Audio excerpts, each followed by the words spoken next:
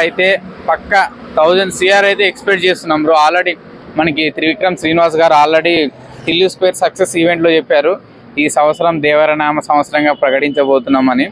So నాకైతే మొన్న recent చూసిన గ్లిమ్స్ కూడా ఆ స్టార్టింగ్లో ఆయుధ పూజ అనే కత్తులతో వస్తుంటే ఆ బీజిఎం ఉంటుంది భయ్య, అసలు నెక్స్ట్ లెవెల్. ఆ బీజిఎం కూడా నాకు ఎక్స్ట్రాడినరీ అనిపించింది. ఆ బీజిఎం ఆ గ్లిమ్స్ చూసినప్పుడు ఆ దేవర ముంగిడ నువ్వెంత అనే సాంగ్ కూడా నాకు చాలా అంటే చాలా బాగా నచ్చింది. తర్వాత చుట్టమల్లే అది ఎప్పుడో అసలు ఆ సాంగ్ కూడా అన్ని రికార్డులు మళ్ళీ క్రియేట్ చేసింది. అవి కూడా బ్రో ట్రోల్ చేసి ఎవరు చేస్తారు బ్రో ట్రోల్ చెప్పండి.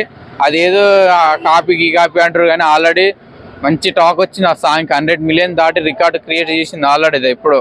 సో ఈసారి కూడా సినిమా అయితే ఇప్పుడు నెక్స్ట్ మంత్ సెప్టెంబర్లో మనకైతే వస్తుంది.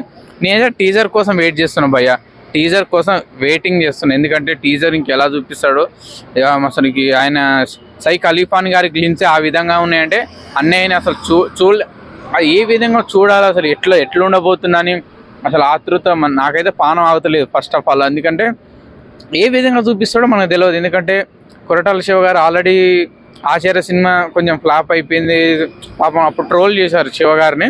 సో ఈసారి ఆయన అయితే అందరికి సమాధానం ఇవ్వబోతున్నాడు ఆ సినిమాతోటి. నేనైతే పక్కా నమ్ముతున్నా, పక్క దేవర సినిమా అయితే biggest block buster loading 100% block buster అవుతుంది బ్రో.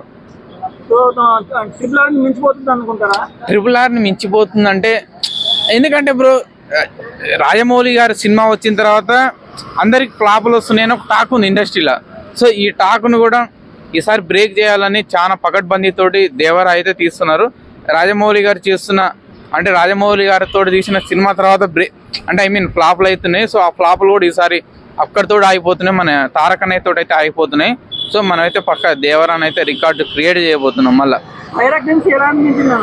అదే చెప్తున్నా కదా బ్రో, బైరా గ్లిమ్స్ ఆ విధంగా ఉన్నాయంటే ఎన్టీఆర్ నేను ఏ విధంగా చూపిస్తాడో మనం తట్టుకోలేము. అంటే మన టీజర్ కోసం వెయిట్ చేస్తున్నా, టీజర్ ఎప్పుడు రిలీజ్ చేస్తారా అని.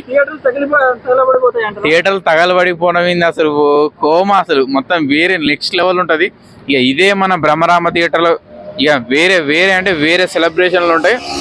ఇక మనం అయితే సినిమా కోసం వెయిట్ చేద్దాం బ్రో అంతే.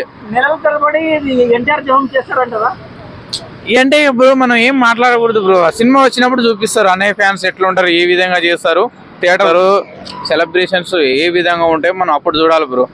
జై ఎన్టీఆర్.